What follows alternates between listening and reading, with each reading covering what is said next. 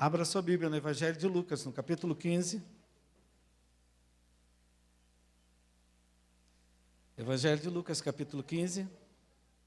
A minha Bíblia, se eu apenas disser para ela, abra em Lucas 15, ela abre sozinha.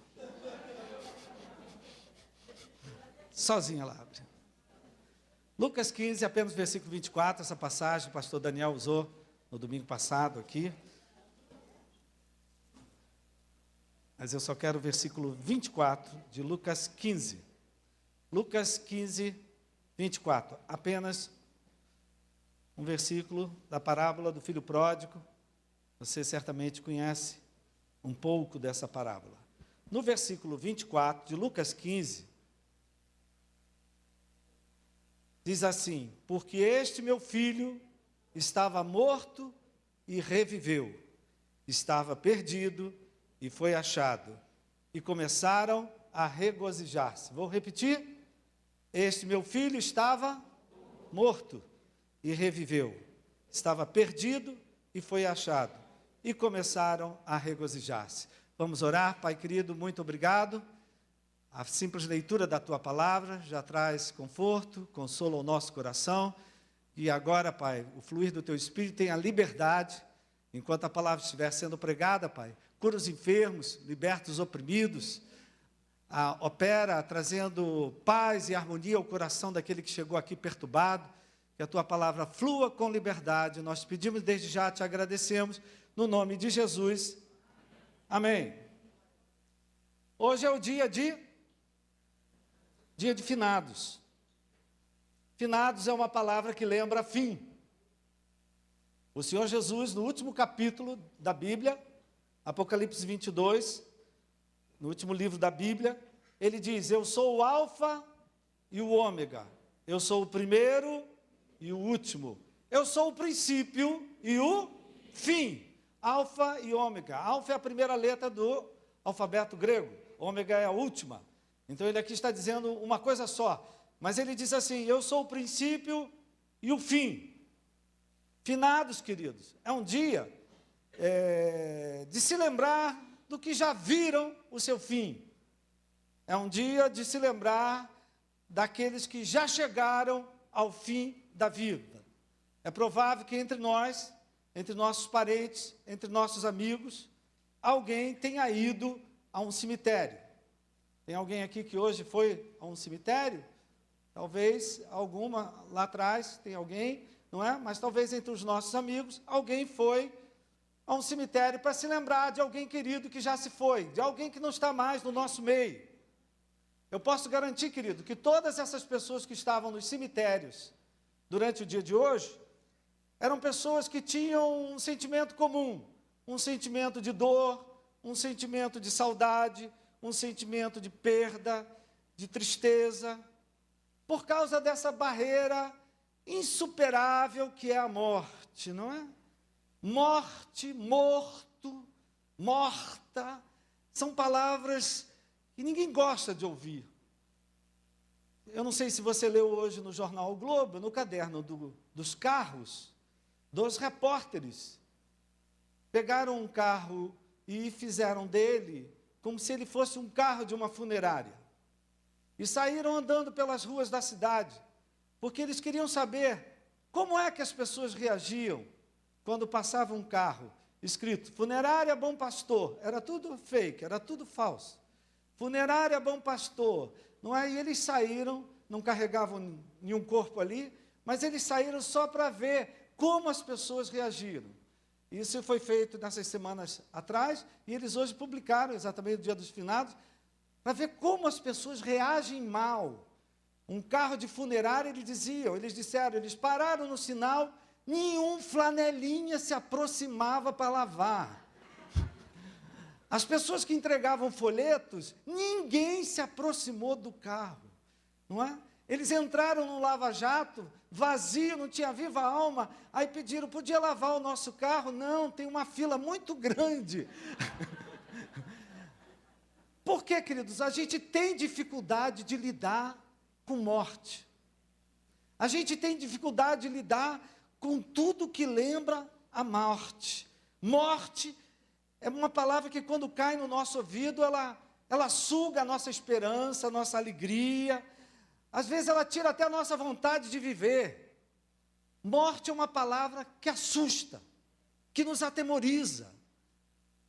Nos assusta saber que um dia a nossa vida vai chegar ao fim. Isso nos assusta, querido. E por incrível que pareça, estou falando essas coisas todas, essa palavra foi que o pai do filho pródigo usou quando recebeu o seu filho de volta.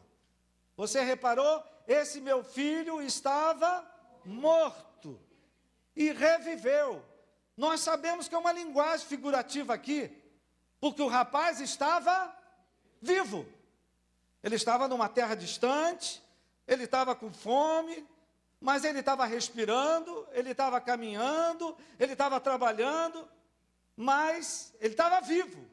No entanto, o pai disse que ele estava morto. Ele estava vivo por um lado, querido, mas por outro lado, num outro sentido, ele estava morto. Morto da mesma morte que Paulo fala para nós, descreve para nós no livro de Efésios. Você pode ir lá no livro de Efésios 1, Efésios 2.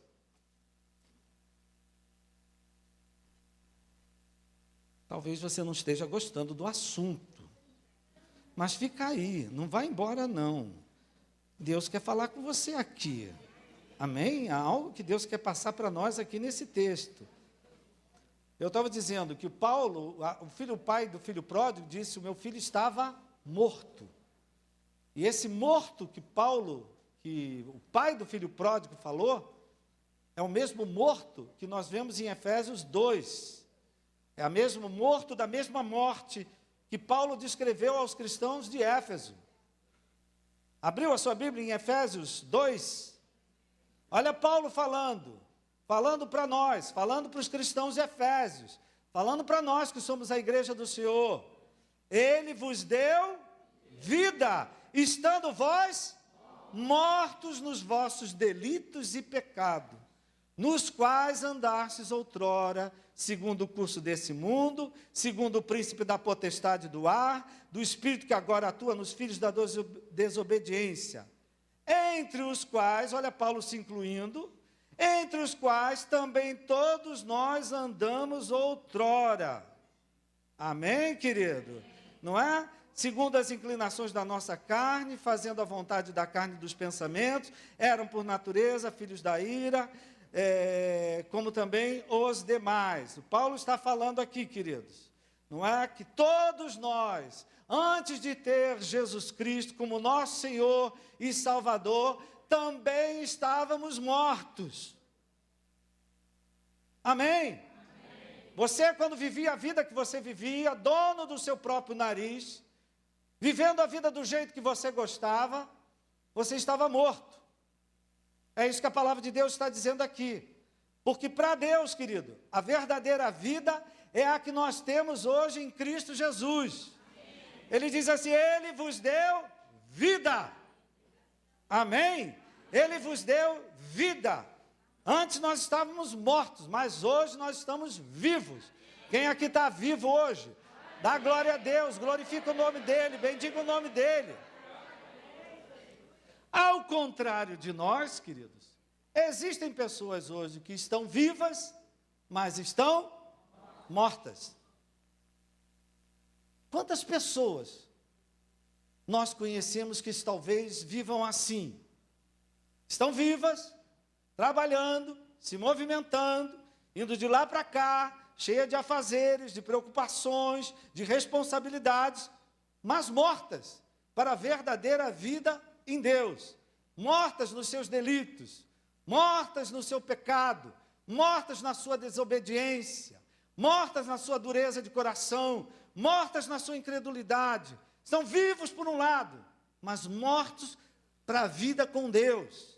Estão vivos fisicamente, mas mortos espiritualmente. Amém, queridos? Como o filho pródigo, ele estava vivo, mas morto. Presta atenção, querido, para aqueles que nós já sepultamos, não há nada mais que eu possa fazer. Não há nada mais que nós possamos fazer. Não é? A gente pode se lembrar deles. Nós podemos honrar a memória deles. Nós podemos falar da saudade.